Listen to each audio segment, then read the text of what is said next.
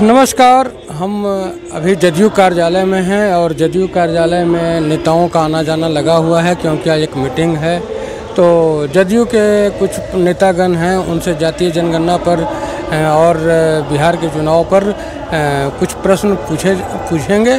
देखिए वो क्या जवाब देते हैं। हम लोग बैठे हैं और पार्टी के जो अभी कार्यक्रम चल रहा है, चाहे और भी जो पॉलिसी है, रणनीति है, उस पर हम लोगों ने विमर्श किया है और उस पर बात हुई है। जातिगत गणना को लेकर जातिगत गणना पर तो हमारे नेता और हमारे पार्टी के सभी लोग, सभी जिला में एनडीए घटक दल के तमाम लोग ने आपको प्रेस कॉन्फ्रेंस करके बता दिया है कि हमारे नेता ने जो दिखाया वो हमारे देश ने अपनाया। हमारे केंद्र सरकार को उनके माननीय प्रधानमंत्री नरेंद्र मोदी जी के प्रति बहुत बहुत उनके आभार है और बधाई है कि उन्होंने जो हमारे नेता ने जो शुरुआत की बिहार से, जो पहल की, उसको केंद्र सरकार ने पूरे राज्य में, पूरे देश में हर जगह जातिगत गणना कराने का उन्होंने निर्णय लिया, ऐतिहासिक फैसला लिया। इसके लिए उनको प्रति आभार है। तेजस्वी यादव ने आज प्रधानमंत्री को फिर पत्र लिखकर कहा है कि अधिकार मिलना चाहिए। जातिगत गणना की बात तो ठीक है, आप ऐतिहासिक निर्णय है, कैसे देखते हैं?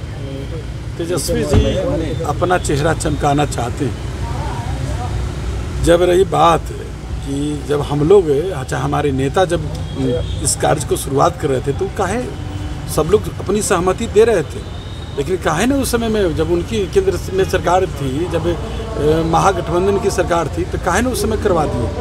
नहीं, कोई ऐसा कुछ नहीं है। सब लोग आप जानते हैं कि जो विरोधी दल है उनको सिर्फ काम से मतलब कुछ नहीं है, वोट की राजनीति करते हैं। तो वोट की राजनीति करते हैं तो जनता तो जानती है कि काम कौन कर सकता है। बिहार में न्याय के साथ विकास हो रहा है और केंद्र में माननीय प्रधानमंत्री नरेंद्र मोदी जी सबका साथ, सबका विकास, सबका प्रयास, सबका विश्वास, ये दोनों नेता जो है काम कर रहे हैं। और जो विरोधी है, जो उधर महागठबंधन के साथ जो लोग हैं, उनको काम से कोई मतलब नहीं, काम से कोई वास्ता नहीं, तो उनको सबक सिखाएगी। सारा क्रेडिट तो ले ही रहे कि अभी तो शुरुआत, क्रेडिट क्या मिलेगा?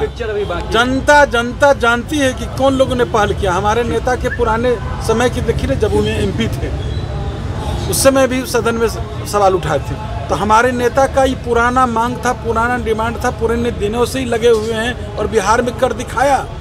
बिहार में तो सब हमारे नेता ने जो पहल किया और बिहार ने अपने संसाधन के बदौलत जाति आधारित गणना कराकर ससमय आरक्षण का दायरा, उन्होंने आरक्षण बढ़ाने का काम किया। तो जो हमारे नेता ने जो किया वो केंद्र ने माना और केंद्र ने उसको, तो केंद्र सरकार को बहुत बहुत बधाई, बहुत बहुत धन्यवाद। की आंतरिक बैठक यह थी और हमारी पार्टी जनता दल यू 2 दिवसीय कार्यशाला करने जा रही है। वर्कशॉप होगा, वो प्रवक्ता और मीडिया सेल का होगा। तो उसकी तैयारी के संदर्भ में हम लोगों ने बैठक की और वह बोधगया में आयोजित है 6 और 7 को, जिसमें पार्टी के राष्ट्रीय कार्यकारी अध्यक्ष माननीय संजय झा जी, माननीय प्रदेश अध्यक्ष उमेश कुशवाहा जी उसमें शामिल होंगे। तो इसमें कार्यशाला में क्या कुछ होगा? अब वो फॉर्मेट सारा तय हो रहा है। होना एक ही बात न करना है कि जो हम कहते हैं तो करते हैं। जो हमने कहा, बिहार की जनता को वायदा किया, वो मैंने पूरा किया। तो हमारा जो काम और हमारे नेता की जो साख है, क्रेडिबिलिटी है, जो दुनिया के अंदर में उनकी पहचान है, उस गौरव गाथा के साथ पार्टी के कार्यकर्ता को लैस करेंगे। जातिगत जनगणना जैसे सवाल पर हो, विकास जैसे सवाल पर हो, समावेशी विकास पर हो, न्याय के साथ विकास पर, उन तमाम बिंदुओं की चर्चा और एनडीए गठबंधन की मजबूती का आधार, कैसे हम संचार माध्यमों का इस्तेमाल करें, कैसे मीडिया का इस्तेमाल करें, कैसे विपक्ष को वज्र प्रहार करें राजनीतिक, उस पर ये तमाम चीज़ों को प्रशिक्षित किया जाएगा। यादव ने पत्र लिखा है प्रधानमंत्री को आज फिर सुबह। तेजस्वी यादव जी अभी तो जन्म भी नहीं हुआ है जातिगत जनगणना का, प्रारूप भी नहीं हुआ है।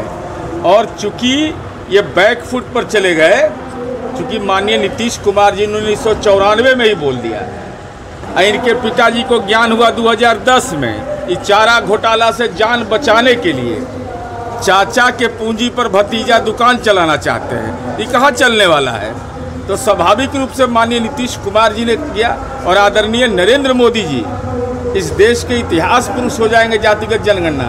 अब जब उसके फलाफल आएंगे, और नीतीश कुमार जी ने लॉ दिखाया, फलाफल के बाद न होगा कि इसके लिए क्या क्या और से कार्यक्रम तय किए जाएं। तो ये बेचारे का जब तुरुप का पत्ता छूट गया तो ये छुरछुरी छोड़ रहे हैं, ये हो जाए वो हो जाए। और जब मौका मिला था तब पंचायत में आरक्षण दिए थे दलित को, अति पिछड़ा को, महिला को। आपने कभी पिछड़ा वर्ग विभाग बनाया था?